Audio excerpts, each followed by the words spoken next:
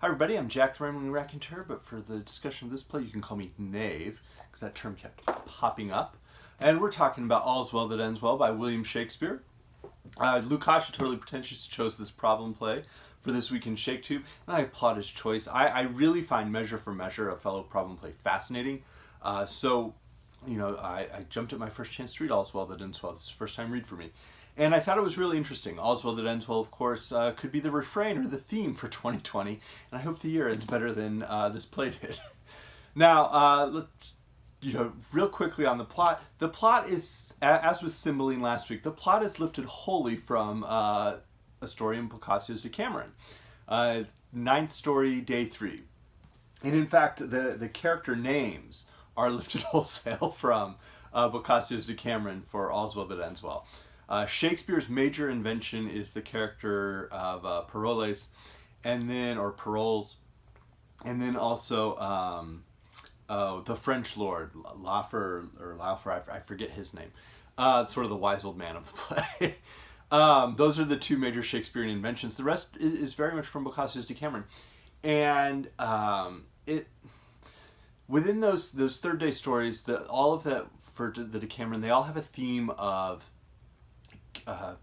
characters persevering to recover something that was lost or to find a great treasure, sort of this idea of like perseverance in almost a quest. And Shakespeare, again, very much reinforces that with All's Well That Ends Well. It's interesting that he found in that plot a play that he wanted to write. And so, just quick broad strokes, there is Helena, who's the daughter of sort of a fantastic court doctor, and she is raised very much with the count and the countess and their son Bertram, and gradually falls in love with Bertram. And this is all happening before the play's ever started. Her father's passed away, but he has bequeathed his, apothecary notes, his medical notes, whatever he has, to his daughter, Helena. And now, when the King of France becomes ill, Bertram is there at the court, and Helena goes and wagers her life. She offers to be burnt at the stake if she fails. But if she succeeds, her reward will be that she gets to choose a husband from among the men at the court, accepting a prince of royal blood, which is what, how she makes this wager palatable. Again, it's almost nonsensical. Thank you, Boccaccio, as well. But we now have, she of course is successful. We now have this really interesting sort of inversion of what we think of as the fairy tale, because we don't have someone of who's aristocratic or royalty choosing to marry someone who's lower class or a commoner. We don't even, an artisan. We don't have someone, the male figure choosing to marry, the female figure. We invert both the class and the gender with this. And again, that's in the Decameron, but it's interesting what Shakespeare does with that, because kind of the way I think there's a reading in this play is Shakespeare's kind of pointing out some of the dangers of, as he did many years, some years later with Cymbeline, he's pointing out some of the dangers that exist within sort of the romance of courtly love, that it may not be all it's cracked up to be. And so Bertram, forced into this marriage, unwillfully, is a spoiled child. He refuses to have anything to do with his wife. They're married, but he will not consummate the marriage with her, and he sends her off back to his mother, who of course helped raise Helena, and he goes off to war, and he is a good soldier. It's about the only thing he's good at in this play. Antony probably would have wanted him commanding the cavalry, and that's perhaps the best we can say of Bertram. Helena, though, is fascinating, because she now, as a female character, assumes the role of the quester, because she is going to try and regain her husband. She's going to persevere and find a way to regain her husband, and he sends this taunting letter of, when you can give me the ring that is on my finger, and you have a child by me, then you may call me husband, but you may replace the then with never. I mean, what an awful, awful guy. And it continues throughout the play. There's this question, as in my mind as a reader, of why Bertram? Like, this guy's terrible. But again, she ultimately is successful. She finds a way to bed her husband. The entire plot hinges on a woman being clever enough to trick him into, bedding his own wife. And then, ultimately at the end, she outs him as her lover. And he has this great bit. Bertram's final line is, "I'll love her dearly, ever, ever dearly." Well, to which I will say, methinks he doth confirm too much. I don't trust Bertram. And a couple of times we have Helena saying, "All's well that ends well." All's well that ends well. That's she gets the title line within the play. But it's interesting that the king at the end says, rather than "all's well that ends well," the king says, "All yet seems," these are almost the last lines of the play, "all yet seems well, and if it ends so meet, the bitter past, more welcome is the sweet." And this idea that now that we've had this just terrible honeymoon period in Helena and Bertram's marriage, perhaps the rest of the life, that'll be happily ever after. And Shakespeare, I think, is kind of winking that things are less than ideal. Things are not well. So that's the play. Now, I mentioned some of the things that I found interesting. Obviously, the fact that, and it belongs to Boccaccio, but the fact that we invert sort of the class and gender of who has the agency in the marriage. Shakespeare again inverts that idea of who the quester is. The quester is a female. It is a woman who's persevering, not a man. It's a woman who has to be intelligent and have the agency to be successful. And again, that was in the Decameron, but Shakespeare very much reinforces that. He makes two changes to the plot. One is that in the Decameron, the character of Helena goes back to the Count's lands and proves herself a very able administrator of them and earns the love of the people. They love her. And Bertram is bedding down, a woman he thinks is not his wife, while he very much knows his wife is still alive. Within this play, part of it is she goes off and, disguises herself as a pilgrim, on a, like she's going to, just a poor, pilgrim who's traveling through the land.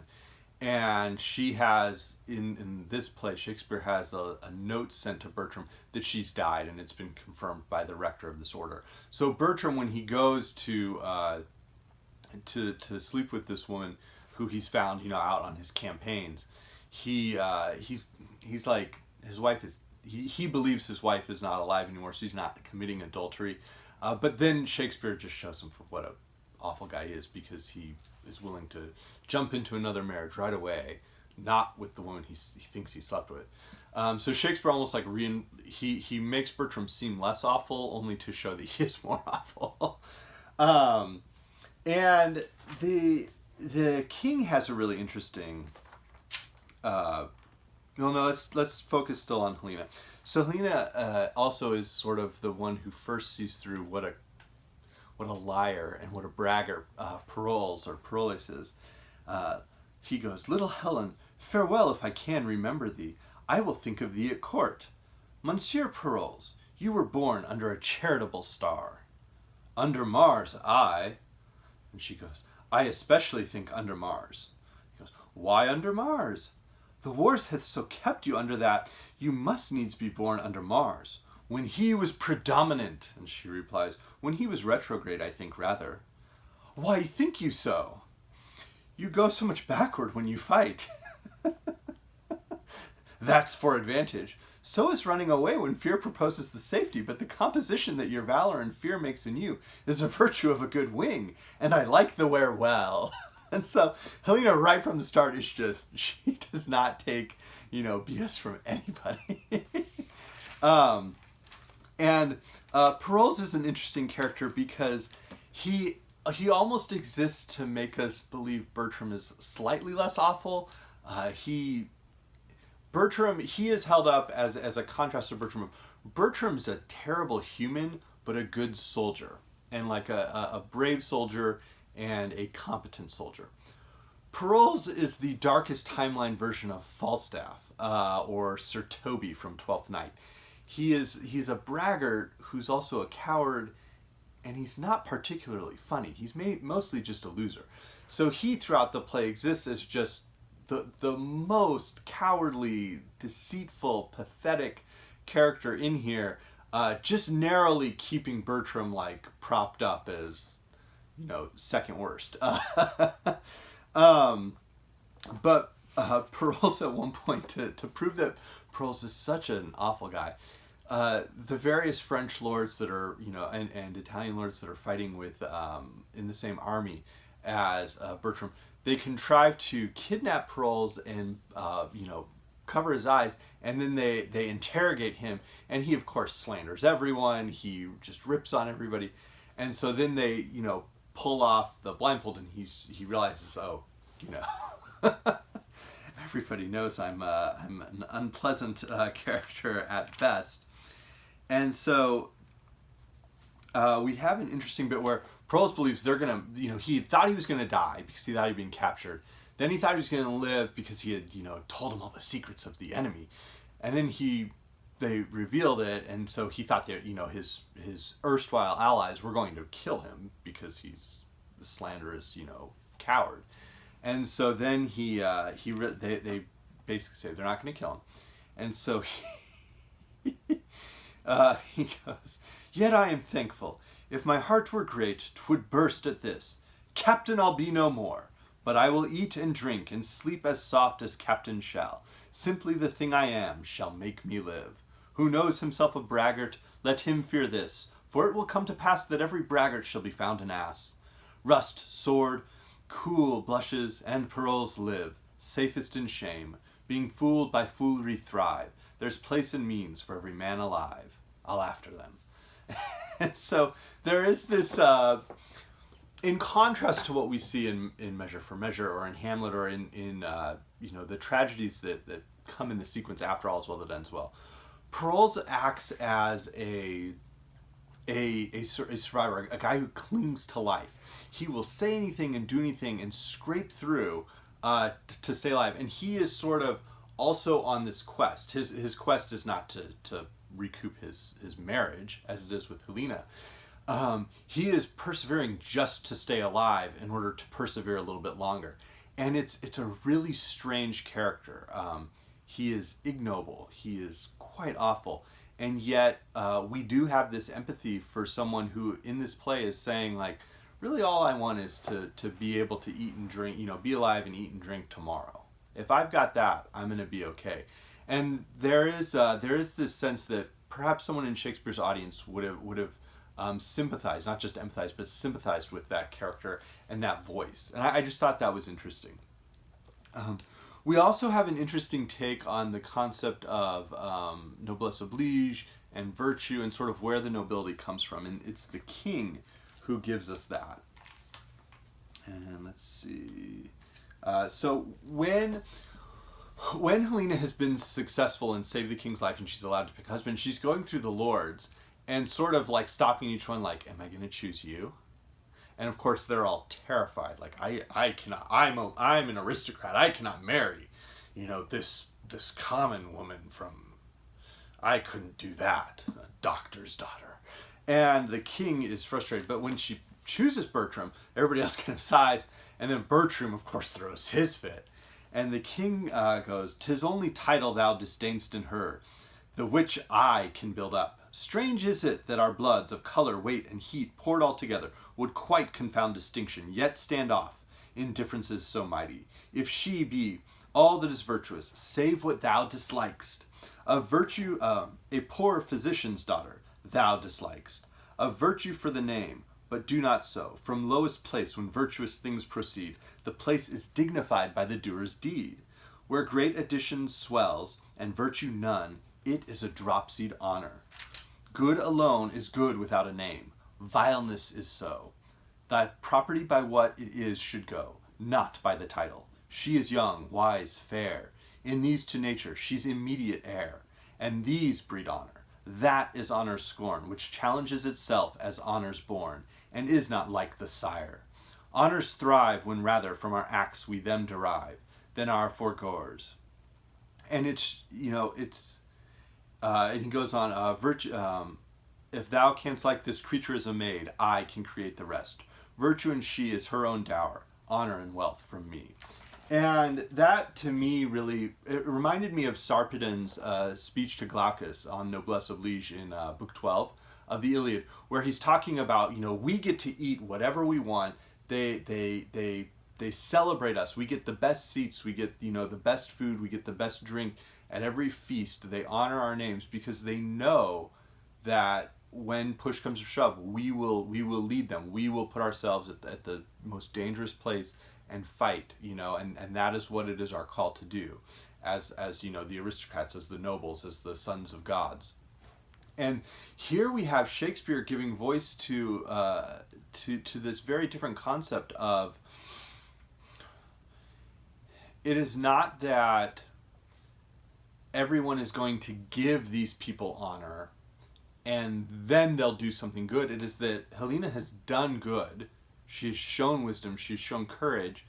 And she has shown all these virtues. Therefore, she will receive all these good things. And it's just an interesting way, again, that it feels like Shakespeare's playing with that idea of like courtly power and royal power. And he's just kind of tinkering with that and showing a lot of this is quite spoiled and rotten, and we have to be very careful with that. So, just again, an interesting play. I think those are all the notes I had made. And it's an interesting play. Now, there were a couple of other allusions that jumped out at me. One was the idea of having the ring and the child. It really, to me, reminds me of the story of Judah and Tamar in Genesis chapter 38. I recommend, if you've never read that, there's, I won't go into that story, but there seems to be, like, that might be an allusion in sort of, again, showing a male character who's really quite, rancid, particularly in that chapter of Genesis. And it just feels like, I think Shakespeare's audience would have been familiar with that. Certainly, Boccaccio has that same detail. I think his audience, during the Middle Ages would have been familiar with that. And so those references sort of feel relevant. And the last bit is, so that speech from Parolles when he's, I just want to eat and drink, such as I am, may I live. That is actually referenced in one of the final, maybe the final story Jorge Luis Borges wrote, Shakespeare's Memory, in which a guy receives Shakespeare's memory. And when he gives it away, the line he utters is a line from that final speech by Parolles. So, again, just a strange connection in detail. Like, I'm not sure why Borges is choosing that. I reread the story and I couldn't figure out the connection to All's Well That Ends Well, but it feels like a very deliberate choice on the part of Borges. The other thing the last thing I'll add about this play is it it has very little poetry. The king gets poetry. Helena mostly speaks with poetry, but Bertram rarely does. Parolles rarely does. Many of the characters just speak prose throughout the play, and that feels interesting and kind of different. So, all's well that ends well, or all seems to be ending well. So, thanks everyone. Bye.